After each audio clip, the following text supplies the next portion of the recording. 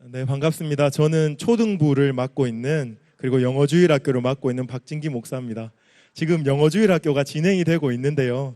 제가 여러분들과 함께 말씀을 나누기 위해서 김홍성 목사님한테 맡겨두고 이 자리에 왔습니다. 그만큼 절실하게 강의를 좀 드리겠습니다. 오늘 강의의 제목은요, 성경과 고대 제국입니다. 고대 제국. 제가 나누어 드린 유인물을 한번 보시면요, 고대 제국 밑에 애굽, 아수르, 바벨론, 페르시아라고 적혀 있습니다. 지나게 된 애굽과 아수르를 오늘 다루고요. 그리고 바벨론과 페르시아를 다음 주에 이렇게 다루도록 하겠습니다. 네, 이 네 나라 중에 제국이 아닌 나라가 하나 있습니다. 제국이 아닌 나라. 여러분 혹시 아시겠습니까? 애굽은요, 제국이 아닙니다. 애굽은요, 왕국이라는 표현이 더 맞는데, 여러분들이 궁금증을 가지고 제 강의를 한번 들어보십시오. 왜 애국은 제국이 아니고 아수르는 제국일까? 이런 궁금증을 가지고 강의를 한번 들어보셔도 유익할 것 같습니다. 강의를 열며라고 제가 적어 놓았는데요, 같이 한번 읽어볼까요? 괄호에 있는 거는 제외하고 한번 읽어보도록 하겠습니다. 시작. 성경의 인물과 그 배경이 되는 고대 제국의 역사를 함께 연결하여 살펴봄으로써 구약 성경을 더 깊이 그리고 더 폭넓게 이해하고자 합니다. 이 강의를 하는 목적이 있습니다. 그것은 제국의 역사를 아는 것이 아니고요, 성경을 깊이 이해하는 겁니다. 제국의 역사를 알고자 하면 애굽만 해도 정말 몇 시간, 수십 시간을 공부해도 우리가 그 역사를 다 커버할 수가 없겠죠. 저는 애굽과 아수르, 바벨론, 페르시아 이 역사를 다루고자 함이 아니고 성경과 관련 있는 사건들을 좀 다루어 봄으로 성경을 더 깊이 이해할 수 있도록 도와드리고 싶습니다. 그래서 혹시 더 궁금한 사항이 있으시면요, 역사책을 참고하시고요. 제가 공부한 책은 이겁니다. 성경과 5대 제국이라는 책인데요, 이 책을 읽어보셔도 참 재밌을 것 같아요. 이 책에 제국의 역사와 또 우리가 궁금해하는 그리고 궁금해하지 않는 부분들도 재밌게 잘 기록되어 있습니다. 이 책을 좀 서머리 했고요, 다른 부분들 참고해서 오늘 성경과 고대 제국 강의를 한번 시작해 보도록 하겠습니다. 1번은요, 성경과 애굽이라고 되어 있죠. 성경과 애굽. 우리가 잘 알고 있는 이집트인데요, 지금의 이집트가 아니고 고대 이집트를 말합니다. 그냥 제가 통칭으로 애굽이라고 말하겠습니다. 제가 답을 드릴게요. 애굽이 왜 제국이 아니고 아수르는 제국이냐? 애굽은요, 그 나라는 아주 번성했지만 그 나라의 군대를 이끌고 다른 나라에 침략해서 다른 영토를 차지하고 마치 영국이 그랬던 것처럼, 프랑스가 그랬던 것처럼 다른 나라를 뺏어 먹지 않았습니다. 많이요. 그렇기 때문에 제국이라고 말하지 않습니다. 다르게 말하면요, 제국은 그 나라가 있고 그 나라의 군대를 외국으로 파견해서 공성전, 그러니까 성을 빼앗는 전투를 통해서 나라의 영토를 확장하는 그런 시스템을 보고 제국주의라고 합니다. 애굽은 제국이 아니고 아수르는 제국인 이유가 여기 있습니다. 저는 애굽 이야기를 하면서 다양한 이야기 많이 할 수 있지만 우리가 잘 알고 있는 인물 두 사람을 좀 소개하고 싶습니다.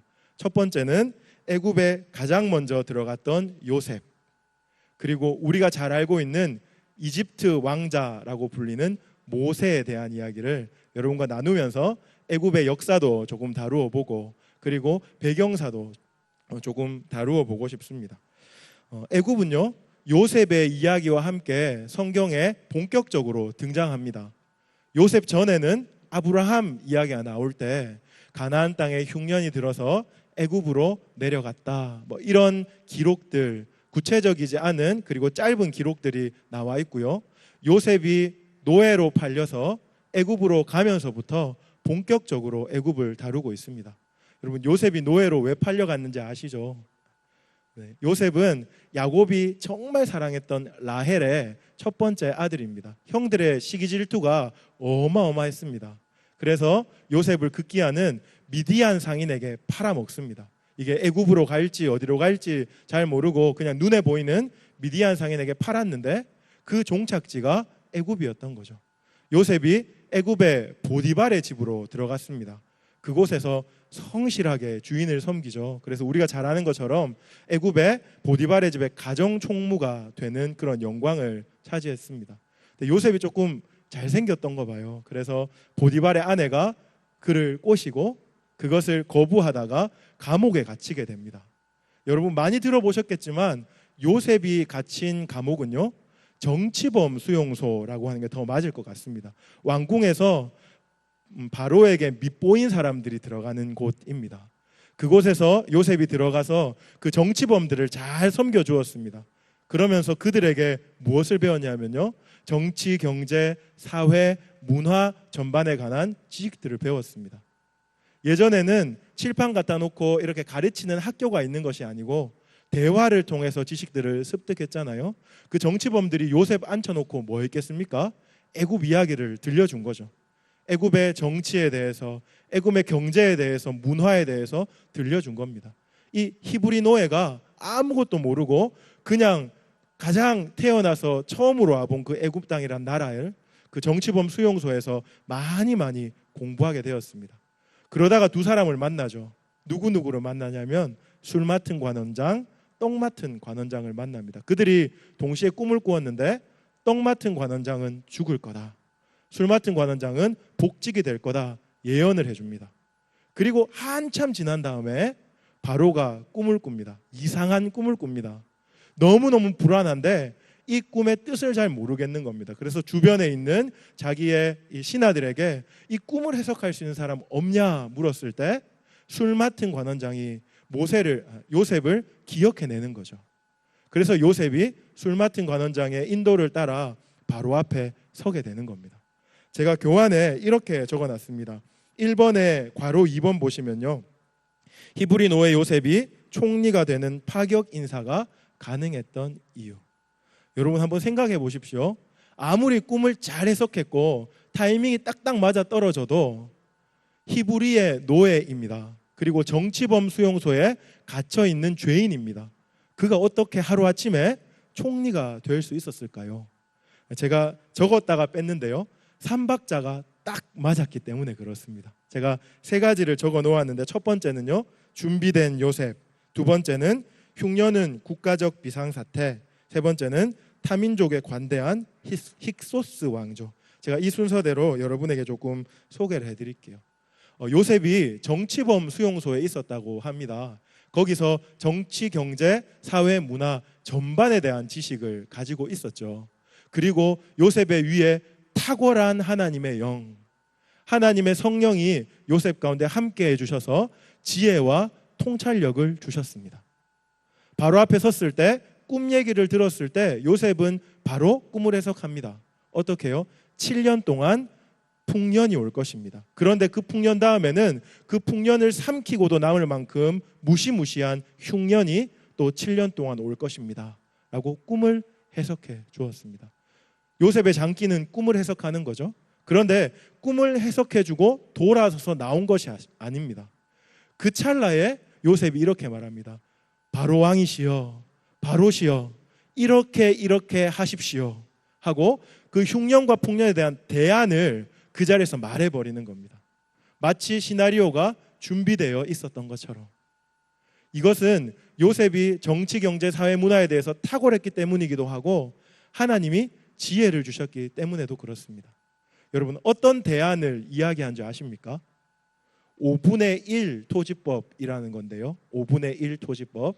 무슨 이야기냐면 풍년 때 나라가 잘 먹고 농사가 잘 될 때 농사 짓는 백성들이 자기의 소출에서 5분의 1을 떼서 국가에 바치는 겁니다.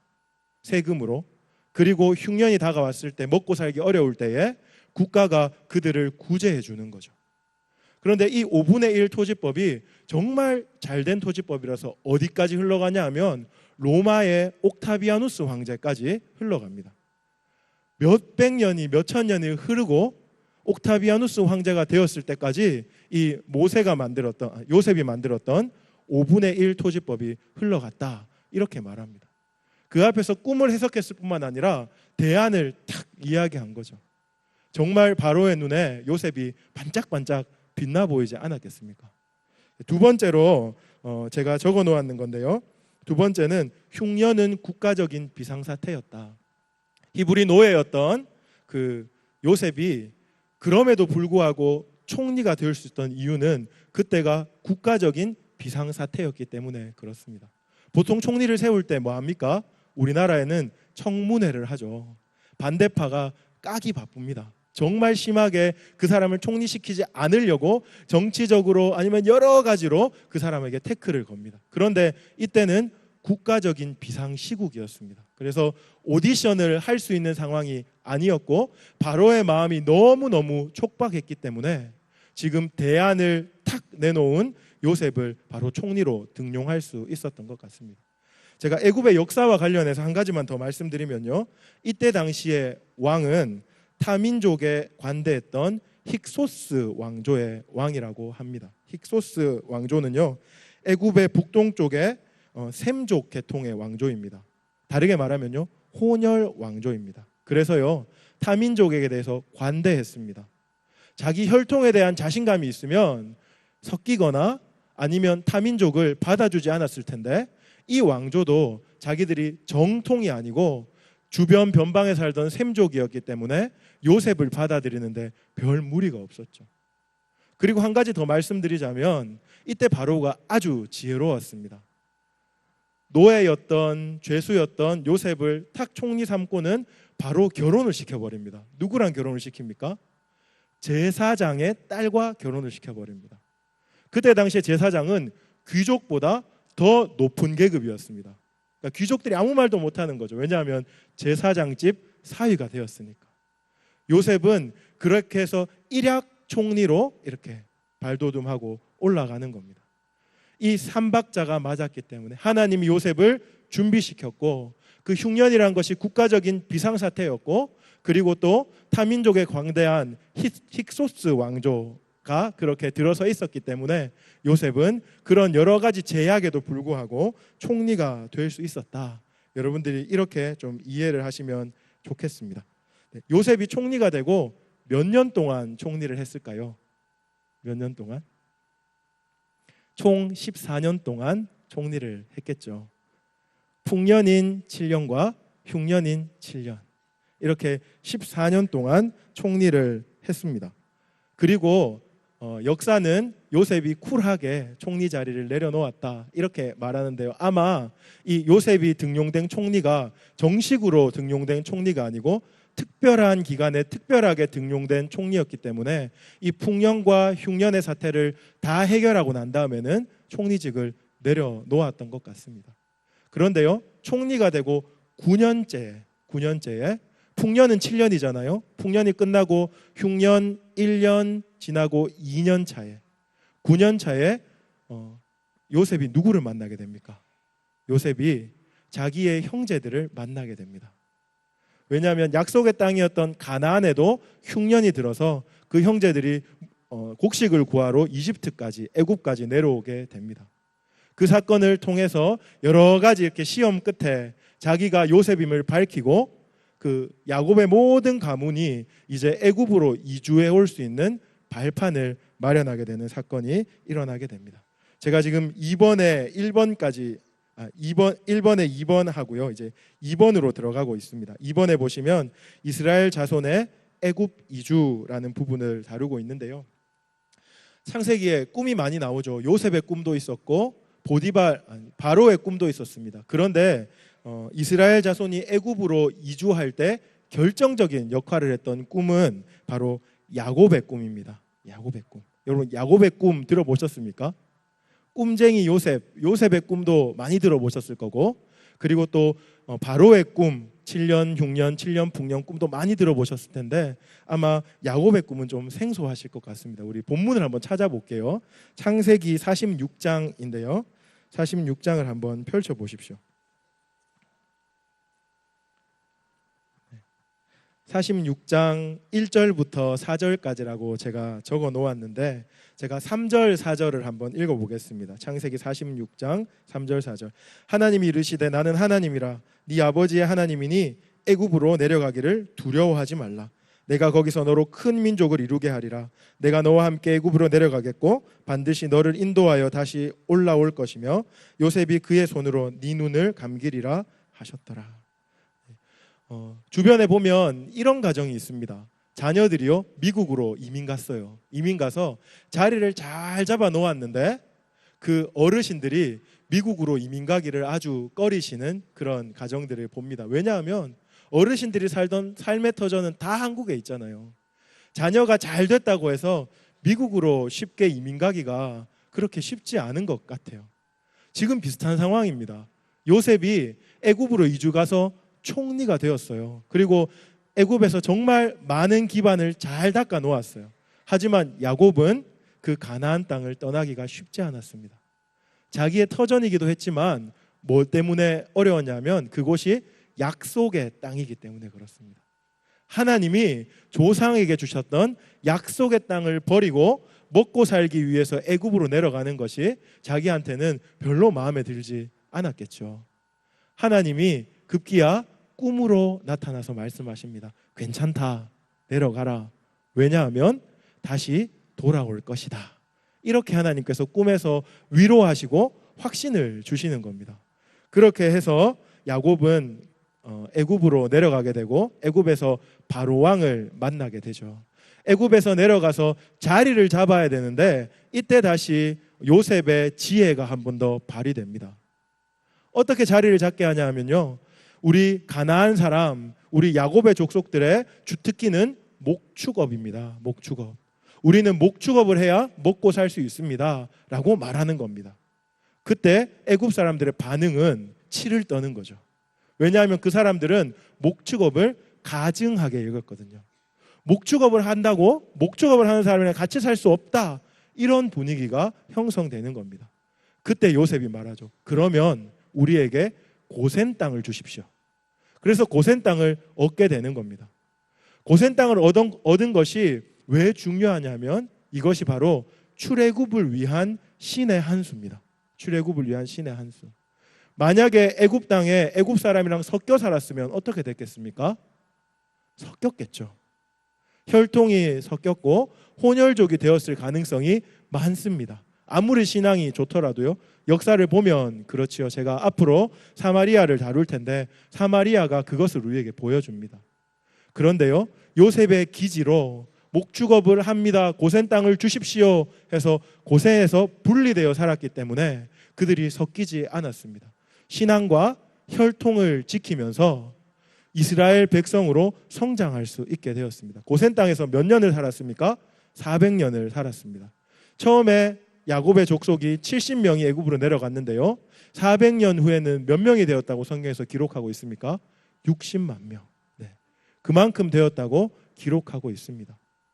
애굽과 문화적으로 그리고 혈통적으로는 분리되었고 정치적으로 경제적으로는 애굽의 많은 원조를 받으면서 한 민족, 그것도 큰 민족을 이루겠고 하던 하나님의 예언이 바로 성취된 사건이죠. 요셉이 고센 땅을 주십시오 했던 것이 신의 한 수라는 말이 여러분 이제 좀 이해가 되시죠? 이렇게 400년이 흐릅니다. 그러면서 성경은 창세기에서 출애굽기로 넘어가게 됩니다. 출애굽기로 넘어오면 이런 기사가 나옵니다. 제가 3번에 이집트 왕자 모세와 출애굽 하는 부분으로 넘어갔는데요, 방관로 1번을 보시면 요셉을 알지 못하는 새 왕 이렇게 나옵니다. 많이 들어보셨죠? 출애굽기에 이런 기사가 나옵니다. 이제 요셉을 알지 못하는 새 왕이 되었습니다. 이런 기사가 나옵니다. 제가 아까 전에 힉소스 왕조 이야기를 했죠. 힉소스 왕조가 타민족에게 관대한 왕조였는데 15왕조부터 17왕조까지 이어졌습니다. 그런데 요셉을 모르는 새 왕은 18왕조입니다. 18왕조. 힉소스 왕조가 아니고 다른 왕조가 들어섰는데요, 이 다른 왕조는 애굽 본토 왕조입니다. 다르게 말하면 타민족에 대해서 배타적인 거죠. 혼혈 왕족에 대해서 배타적인 거죠. 그래서 역사 속에서 요셉에 대한 기록들을 지워버리고 도려내버립니다. 뭐야, 이 히브리 사람이 총리가 되었다고? 애굽 얼굴에 먹칠한 거다 하고 지워버립니다. 이 지워버렸기 때문에 요셉을 알지 못하는 새 왕조라고 말하는 겁니다. 이제 요셉을 알지 못하던 새 왕조가 들어섰고 18왕조라고 제가 말씀드렸는데, 그 18왕조에서 대표적인 왕이 한 명 있습니다. 누구냐 하면 투트모세 1세입니다. 여러분들이 가진 교환에 보면 제가 연대표를 기록해 놨죠. 제일 위에 첫 번째 왕을 보시면 투트모세 1세라고 되어 있습니다. 이 투트모세 1세의 꿈은 뭐냐면 애굽을 왕국에서 제국으로 만드는 거예요. 왕국에서 제국으로. 제가 아까 전에 제국과 왕국의 차이를 말씀드렸죠. 그렇죠? 제국은 바깥으로 나가서 다른 나라를 침략해야 됩니다. 이제 이집트가 여기 나일강에만 머물지 말고 저 상아시아로도 가고 저 유럽 쪽으로도 가서 우리가 제국주의 한번 해보자 했던 게 투트모세 1세의 꿈입니다. 근데 제국주의를 하려고 하니까 내부에 적들이 많은 거예요. 누굽니까? 벌써 수십만 명이 되어버린 히브리인들, 고센 땅에 살고 있는 혈통이랑 민족이 다른 히브리인들이 자꾸 거슬리는 거예요. 군대를 이끌고 밖으로 나가면 이 사람들이 반란을 일으킬 것만 같았어요. 그래서 투트모세 1세가 섣불리 밖으로 못 나가고 일단 내부부터 정리하자 하고 정책을 펼치는 정책이 산하 제한 정책과 강제 노역 정책입니다. 산하 제한 정책과 강제 노역 정책. 산하 제한 여러분 잘 아시겠죠? 그렇죠? 히브리 사내 아이가 태어나면 죽이라 하고 산파에게 말했던 겁니다. 그리고 강제 노역은 뭡니까? 지푸라기도 주지 않고 벽돌을 구우라 했던 출애굽기의 사건입니다. 이렇게 산하 제한 정책과 강제 노역을 통해서 히브리인들을 압박하는 거죠. 숨도 못 쉴 정도로 압박하는 겁니다. 왜요? 목적은 제국주의하기 위해서. 이 사람들을 짓밟아 놔야 밖으로 나가도 탈이 없기 때문에 그렇습니다. 이 투트모세 1세가 산하 제한 정책과 그리고 강제 노역 정책을 했다. 여러분 기억하시면 출애굽기 전반부에 있는 그 이스라엘 백성들의 신음이 이해가 되실 겁니다. 이 산하 제한 정책과 강제 노역 때문에 이스라엘 백성들이 많이 아팠죠. 너무너무 고생해서 그때 하나님께 부르짖었습니다. 하나님 도와주십시오. 도저히 못 살겠습니다. 우리를 구원해 주십시오 하고 부르짖었을 때 하나님이 누구를 보내셨죠? 바로 모세를 보내셨습니다. 모세. 성경을 펼쳐서요. 출애굽기 2장 2절로 한번 가봅시다. 모세가요 아주 멋지게 성경에 등장을 합니다. 출애굽기 2장 2절 같이 한번 읽어보겠습니다. 시작. 그 여자가 임신하여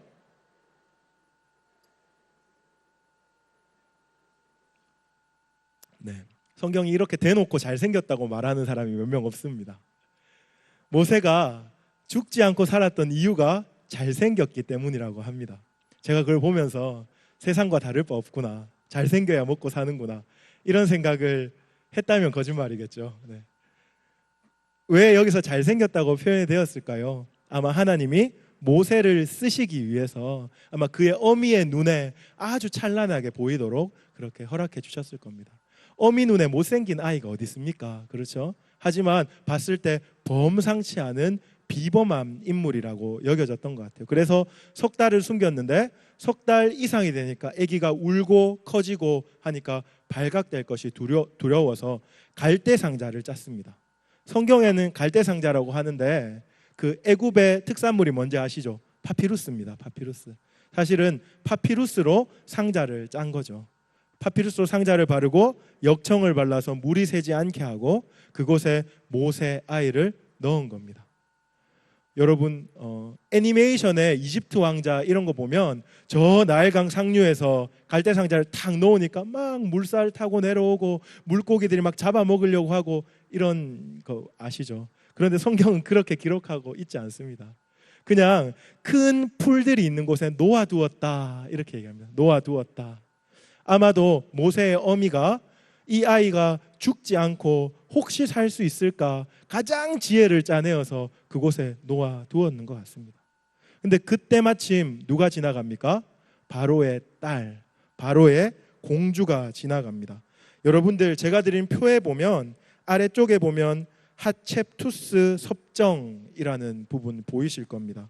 투트모세 3세 아래쪽에 보면 하첵투스 섭정이라는 연대기표가 보이실 텐데요.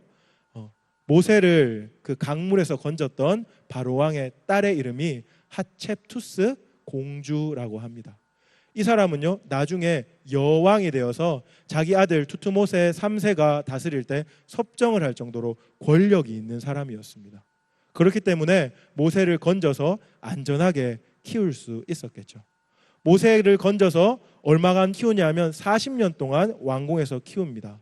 왕궁에서 키울 때 많은 역사학자들이 그때 모세가 리더십과 제왕학을 배웠을 것이다, 이렇게 말합니다. 그렇게 모세가 40년 동안 잘 자랐는데 40살에 사건이 하나 터지죠. 뭐냐 하면 애굽 사람이 히브리 사람을 학대하는 것을 보고 의분이 생겨서 애굽 사람을 죽이는 사건입니다. 이 얘기는 정말 많이 들어보셨을 겁니다.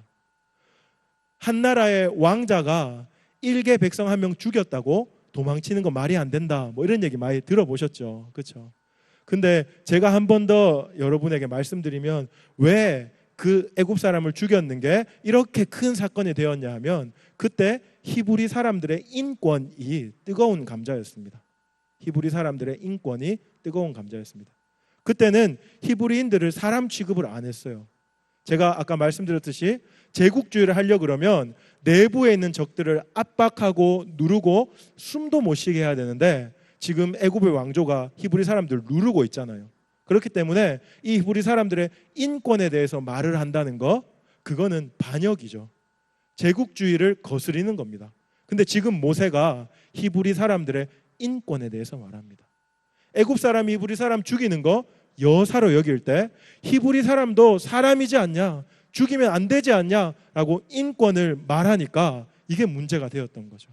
아무리 왕자라도 이 히브리 사람이라는 뜨거운 감자를 건드렸을 때 위기에 빠집니다. 그리고 제가 얘기했듯이 하첵투스 여왕에는 투트모스 3세라는 또 다른 아들이 있었는데 이 사람과 그리고 모세 사이에 갈등이 있었고 그 둘 사이에 힘겨루기가 있었는데 모세가 이 뜨거운 감자 히브리인을 건드림으로써 퇴출되는 사건이 일어나게 된 거죠. 제가 방관로 3번에 아래쪽 밑에서 두 번째 줄에 모세의 망명과 애굽 귀환이라고 적어놨습니다. 모세가 광야로 도망치게 됩니다. 광야에서 몇 년? 40년 동안 살게 됩니다.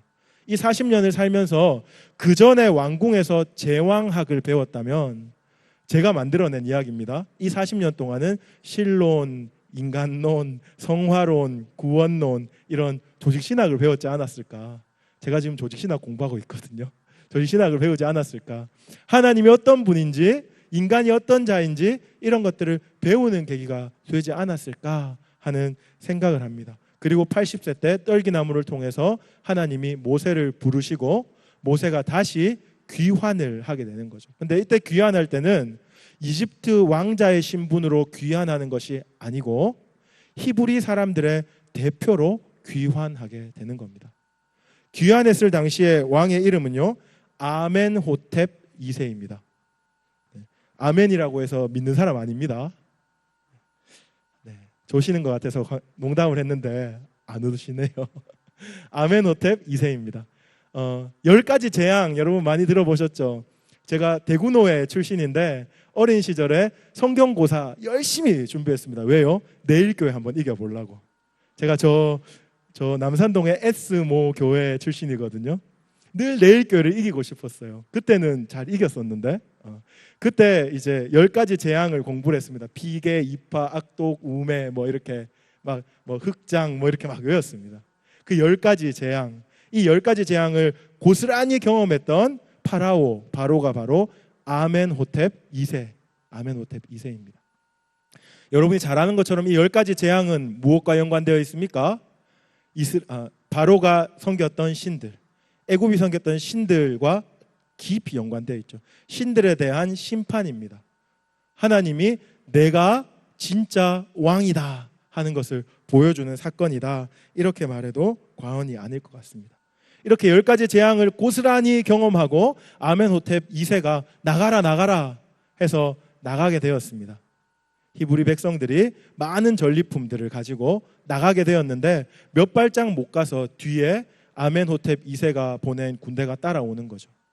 어떻게 됩니까? 하나님께서 은혜 베푸셔서 홍해가 갈라지고 이스라엘 민족들은 마른 땅처럼 건넜는데 그 뒤를 따랐던 애굽의 군대는 모두 몰살되어 버립니다. 수장됩니다. 이들의 꿈이 뭐였다고요? 제국주의하는 게 꿈이었습니다. 그 나일강 일대에 머무르는 것이 아니고 저 위로 상아시아 지역까지 올라가고 싶었던 게 그들의 꿈인데 홍해에 수장되어 버리니까 향후 몇 년 동안 아니요 몇십 년 동안은 제국주의를 꿈도 못 꿉니다. 트라우마라는 게 있잖아요. 나가면 죽는다 이런 생각을 가지고 그 제국주의가 한번 팍 꺾이는 계기가 바로 10가지 재앙과 홍해 사건입니다. 그렇게 해서 이스라엘 백성들 이제 60만 명이 된 이스라엘 백성들은 광야로 가고 40년의 인생을 살게 되고 약속의 땅 가나안에 들어가는 거죠. 그러면서 애굽도 이제 잠시 잊혀집니다. 제가 시간 관계상 애굽의 멸망에 대한 이야기는 넣지 않았는데요. 제가 짧게 여러분에게 말씀드리면 애굽이 나중에 그 남유다의 요시야 왕 때에 애굽 바로느고와 그리고 또 바벨론 왕이 이렇게 맞붙는 그런 전쟁이 일어납니다. 그때가 BC 6세기 뭐 이 정도 되는데요. 그때 그때 고대 이집트는 바벨론에게 완전히 먹히게 되고 그 이후로 페르시아, 헬라, 로마의 속국으로 지나게 됩니다. 그리고 한참 후에 우리가 말하는 지금의 이집트가 다시 부활되게 되는 거죠. 제가 요까지 이집트를 다루고요. 이제 아수르로 한번 넘어가 보겠습니다. 이집트 할 때 여러분 요셉과 모세의 사건 그것만 기억하시면 되겠습니다. 아수르로 한번 넘어가 볼게요. 뒤로 넘기시면 바로 아수르가 나오는데요. 제가 아수르 밑에 부제목을 하나 달아놨습니다. 같이 한번 읽어볼까요? 시작. 520년간 상아시아의 주인 아수르. 아수르는요 520년 동안 상아시아의 주인 노릇을 했습니다. 여러분 아수르의 수도가 어딘지 아십니까? 제가 친절하게 적어 놓았는데요. 니느웨입니다. 니느웨. 아수르의 수도 니느웨는요 역사의 기록 문서로만 남아있고 실제로는 발굴이 안 되었대요. 1800 몇 년도까지는 발굴이 안 되었대요. 그래서 이것은 전설이다 이렇게 있는데 영국의 레이어드라는 그런 고고학 박사가 1848년인가 발굴을 했어요. 그래서 니느웨가 실제로 있었다라는 게 증명이 되고 니느웨를 고고학적으로 검증해 보니까 성경에 기록된 대로였던 겁니다. 이 니느웨가 어디 기록되어 있습니까? 요나서에 기록되어 있죠. 요나서. 요나는요 여러분이 잘 아시는 것처럼 북이스라엘 13대 왕 여로보암 2세 때 선지자였습니다. 북이스라엘에 가장 잘 나갔던 왕이 여로보암 2세입니다. 돈이 가장 많았다고 합니다. 경제적으로 가장 부강했다고 합니다. 그런데 정말 하나님 보시기에는 악한 왕이 여로보암 2세입니다. 이때 당시에 요나가 활동을 했는데요.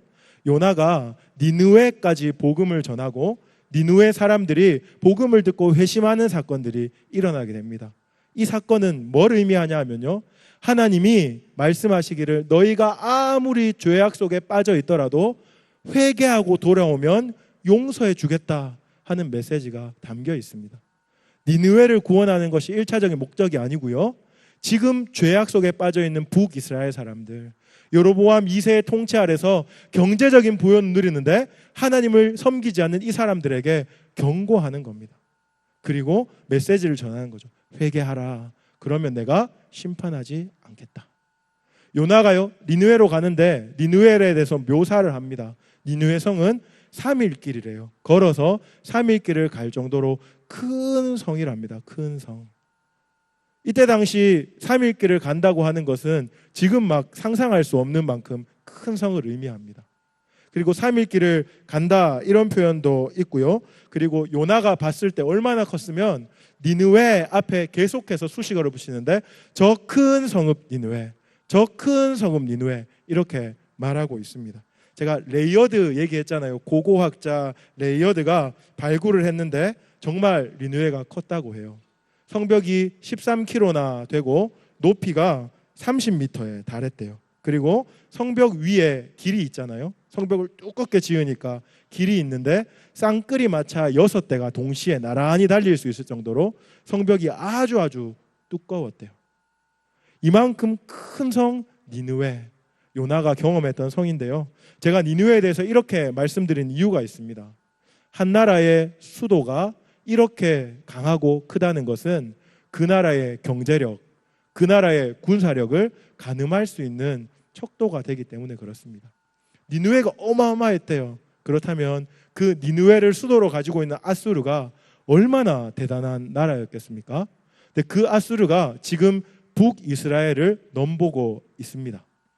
북이스라엘을 제가 그 밑에요, 여러분들 잘 이해하기 쉽도록 이번에 북이스라엘 왕들과 아수르 왕들이라고 해서 묶어 놓았습니다. 예후, 살마네셀 3세, 무나헴, 베가, 티글랏빌레셀 3세, 호세아, 살마네셀 5세.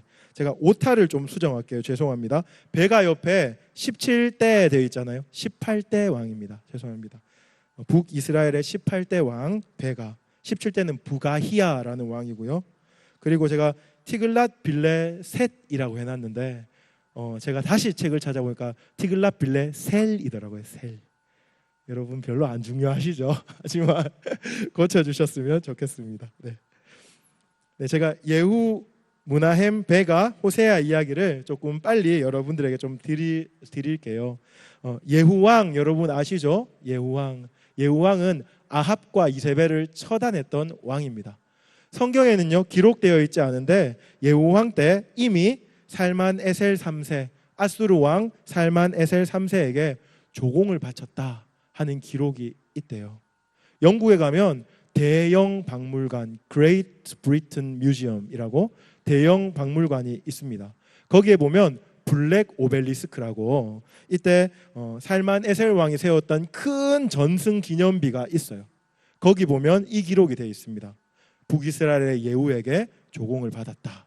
그림과 문자로 기록되어 있습니다. 제가 실제로 대형 박물관 홈페이지에 들어가서 한번 확인해 보니까 진짜 있더라고요. 그런 부분이 있었습니다. 그런데 살마네셀 3세 때는 아수르가 제국주의를 본격적으로 시작할 때는 아니었습니다. 언제로 넘어와야 되냐면 제가 옆에 티글랏빌레셀이라고 했던 티글랏빌레셋 셀 3세 때 비로소 제국주의가 시작되었습니다. 티글랏빌레셀은요 엄청나게 악독하고 잔인하고 전투적인 왕이었대요. 정말 사람 한두 명 죽이는 것에 눈 깜짝하지도 않는 그런 왕이었대요.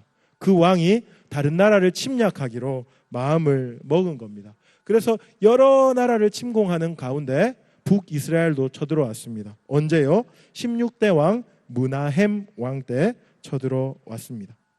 성경을 한번 찾아봤으면 좋겠는데요. 열왕기하 15장으로 한번 가보십시오. 열왕기하 15장 29절로 한번 가보십시오.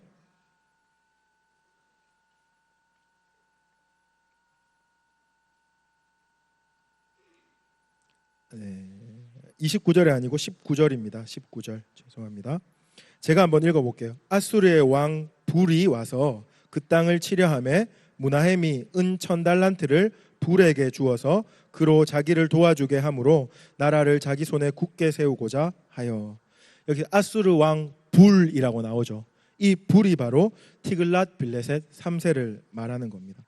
무나헴이 이 티글랏빌레셋 3세에게 나라를 보존하고자 얼마를 주었다고 되어 있습니까? 은 1000달란트를 줬다고 합니다. 은 1000달란트. 예전에 오므리 왕조라는 왕조가 북이스라엘에 있었는데 그 왕조가 처음으로 사마리아를 수도 삼은 왕조거든요. 사마리아를 수도로 삼을 때 사마리아를 세겜이라는 사람에게 얼마 주고 샀냐면 은 2달란트에 샀어요. 은 2달란트. 그러니까 여러분이 한번 비교해 보십시오. 사마리아 그 왕궁이 있는 그 사마리아가 땅값이 은 2달란트인데 지금 아수르한테 은 1000달란트를 조공으로 바쳤습니다. 경제적으로도 어마어마하게 부강한 나라가 되었다 하는 반증이기도 하고 또 다른 거는 아수르에게 다 뺏겼다 이렇게 말할 수도 있겠죠. 이렇게 무나헴 때 아수르가 쳐들어와서 침략하지 않고 뺏지 않는 조건으로 은 1000달란트를 받아갔습니다. 그런데요 제국주의는 이제 시작입니다. 조공을 바치잖아요. 그러면 이 나라 약하구나 하고 그때부터 끊임없이 멸망시킬 때까지 공격하는 겁니다.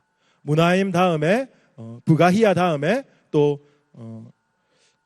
베가까지 나아갔을 때 끊임없이 아수르가 공격을 하는 사건이 있고요. 열왕기하 15장 29절에 가보면 이스라엘 왕 베가 때에 아수르 왕 디글렛 빌레셀이 이온과 아벨벳 마아가와 야노와 게데스와 하솔과 길르앗과 갈릴리와 납달리 온 땅을 전념하고 그 백성을 사로잡아 아수르로 옮겼더라. 아수르로 이미 벌써 사로잡아간 사건이 나옵니다. 마지막 호세아 왕 때 완전히 멸망했지만 그전 베가 왕 때 이미 많은 사람들을 아수르로 잡아갔다 하는 기록이 나옵니다. 그리고요, 호세아 왕으로 넘어갑니다. 북이스라엘 19대 왕입니다. 북이스라엘은 왕이 19대까지밖에 없거든요. 마지막 왕이라는 뜻입니다. 이 호세아 때 제가 말씀드렸던 티글랏 빌레셀 3세가 갑자기 죽습니다. 그래서 호세아는 아싸, 이제 저렇게 악독하고 잔인한 왕이 죽었으니까 우리나라 공격하지 못하겠지 하고 친아수르 정책에서 갑자기 돌아서서 친애굽 정책을 펼칩니다. 그런데요, 티글랏 빌레셀 3세의 아들이었던 살마네셀 5세가 바로 왕으로 즉위했는데 더 잔인하고 더 악독하고 더 강합니다. 바로 쳐들어왔어요. 너 친애굽 정책해? 그리고 군대 이끌고 쳐들어와서 3년 동안 에워싸서 공성전을 하고 사마리아를 함락시키고 뺏어가 버립니다. 그때가 BC 722년쯤 됐고 북이스라엘이 그렇게 멸망하게 되는 거죠. 이게 북이스라엘의 역사와 아수르의 역사를 제가 묶어서 여러분들에게 설명드린 겁니다. 북이스라엘이 그렇게 멸망하고 그 다음에 살만에셀도 금방 죽어요. 금방 죽고 그 다음에 사르곤 2세라는 왕이 북이스라엘 멸망한 북이스라엘을 이제 통치하게 되는데 그때 어떤 정책을 펼치냐면 혼혈 정책을 펼칩니다. 제가 교환에서는요 경계 허물기라고 써놨습니다. 경계 허물기. 혼혈 정책을 펼칩니다. 그 혼혈 정책은 뭐냐면요, 이 북이스라엘 귀족들을 다른 나라로 갖다 놓고 다른 나라 귀족들을 북이스라엘로 데리고 오는 것. 귀족과 서민층이 각각 다른 나라의 다른 민족의 사람들로 다 섞어버리는 거예요. 그렇게 되면 뭐가 없어집니까? 민족주의가 말살됩니다. 귀족들이 서민들을 선동하여 우리가 통일하자라고 말해야 되는데 귀족들이 선동하려고 보니까 서민들이 자기 나라 사람들이 아닌 거예요. 그냥 섞여서 살게 되는 거죠. 민족의 정체성도 없어지고 민족주의도 없어지고 힘도 없어지고 그냥 아수르의 속국으로 살게 하는 정책이 바로 경계 허물기 정책입니다. 그렇게 해서 발생한 것이 우리가 잘 알고 있는 사마리아인입니다. 혼혈조. 나중에 예수님 당시에 유대인이라고 말하는 사람들, 그러니까 다르게 말하면 남루다 출신으로 바벨론의 포로로 잡혀갔다 돌아온 그 혈통을 유지했던 사람들이 사마리아인들을 볼 때 개처럼 여겼다, 이런 말이 나옵니다. 혈통이 섞여버렸기 때문이죠. 이 사마리아인이 발생됐던 이유가 바로 사르곤 2세, 이 사람이 경계 허물기 정책을 펼쳤기 때문이다. 여러분들이 그렇게 기억하셨으면 좋겠습니다. 네. 남유다로 한번 이제 눈을 한번 돌려볼게요. 남유다로 눈을 돌려보면 남유다도 아수르와 이렇게 매치가 되는 왕이 한 명 있습니다. 그 왕의 이름은 아하스 왕입니다. 아하스 왕. 북이스라엘 17대 왕의 이름이 베가라고 했죠. 그 베가 때의 남유다 왕은 아하스였습니다. 아수르가 베가를 북이스라엘 침공하자 북이스라엘이 아람이랑 동맹을 맺습니다. 그러면서 남유다의 아하스 왕한테도 우리 함께 동맹하자 했는데 아하스가 베가의 손을 잡은 것이 아니고 북이스라엘 왕 손을 잡은 것이 아니고 저 멀리 아수르의 손을 잡아버립니다. 내가 북이스라엘 너희와 상종하느니 아수르의 손을 잡겠다 하고 아하스가 친아수르 정책을 펼치는 겁니다. 친아수르 정책을 펼치면서 조공도 정말 많이 바치고 그리고 굴욕적인 편지를 보냅니다. 여러분 열왕기하 16장 7절 한번 찾아보십시오. 아하스가 아수르 왕 디글랏빌레셀에게 썼던 편지인데요. 제가 한번 읽어볼게요. 아하스가 아수르 왕 디글랏빌레셀에게 사자를 보내어 이르되 나는 왕의 신복이요 왕의 아들이라. 이제 아람과 이스라엘 왕이 나를 치니 청하건대 올라와 그 손에서 나를 구원하소서 하고 이렇게 나왔습니다. 지금 남유다의 아하스 왕이 아람과 이스라엘 손을 뿌리치고 친아수르 정책을 하면서 아수르 왕에게 이렇게 말합니다. 나는 왕의 신하입니다. 나는 왕의 아들입니다. 정말 굴욕적이죠. 한 나라의 왕이 살겠다고 아수르에게 손을 뻗칩니다. 하나님 보시기에 정말 악한 모습이었겠죠. 하나님이 기뻐하지 않습니다. 그래서 하나님이 이사야 선지자를 보냅니다. 그래서 어떻게 말씀하시냐면 친아수르 정책 펼치지 마라. 득보는 게 없고 시리고 하나님도 기뻐하지 않는다. 이사야가 끊임없이 이야기를 합니다. 이때 당시에 여러분 이사야, 예레미야, 에스겔 이런 선지자들은 영매가 아니었습니다. 그냥 하나님이 말씀을 딱 주시면 그것을 대신 선포하는 무당 같은 존재가 아니었고 국제 정세와 정치와 경제와 문화 모든 방면에서 탁월한 하나님의 사람이었습니다. 지금 이사야는 근거를 가지고 말하는 겁니다. 아수르의 제국주의를 따라가지 마십시오. 제국주의는 어떻습니까? 조공을 바치면 그래 너는 우리 편이다 하는 것이 아니고 약하네 하고 망할 때까지 공격하는 것이 제국주의입니다. 그런데 아하스는요 눈이 멀어서 그 제국주의의 실상을 보지 못했어요. 이사야가 자꾸 제동을 거는데도 불구하고 아하스는 선진 나라 탐방까지 갑니다. 저 멀리 아수르까지 가요. 아하스가 가서 거기 있는 선진 문물을 보고 심지어는 그 문물들을 가지고 와서 예루살렘 성전에 설치까지 하게 됩니다. 결국에는 우상 숭배의 통로가 되는 거죠. 아하스 때 이렇게 조공도 바치고 그리고 편지도 쓰고 우리가 아수르를 섬기겠습니다 하고 아하스 왕은 죽어버립니다. 아하스 왕 다음에 아하스의 아들 여러분 누군지 아시죠? 우리가 기도로 너무 잘 알고 있는 히스기야 왕입니다. 너무너무 감사하게 히스기야는 아하스의 길로 가지 않았다고 합니다. 그래서 산당과 우상을 타파했습니다. 그리고요 친아수르 정책을 펼치지 않았습니다. 그것까지는 너무 좋은데 히스기야가 친아수르 정책을 펼친 대신에 친애굽 정책을 펼쳤습니다. 그때도 이사야가 막았죠. 우리는 친아수르 친애굽하는 나라가 아니고 친하나님 하는 나라입니다. 친여호와 하는 나라입니다. 애굽을 따라가지 마시고 아수르를 따라가지 마십시오 했는데도 불구하고 히스기야는 친애굽 정책을 펼쳤습니다. 그러다 보니까 아수르가 안 좋게 본 거죠. 아수르가 히스기야 때 쳐들어옵니다. 히스기야 왕 14년에 쳐들어오는데 여러분 너무 잘 아시는 왕입니다. 산헤립 왕. 산헤립 왕이 군대를 이끌고 쳐들어오게 됩니다.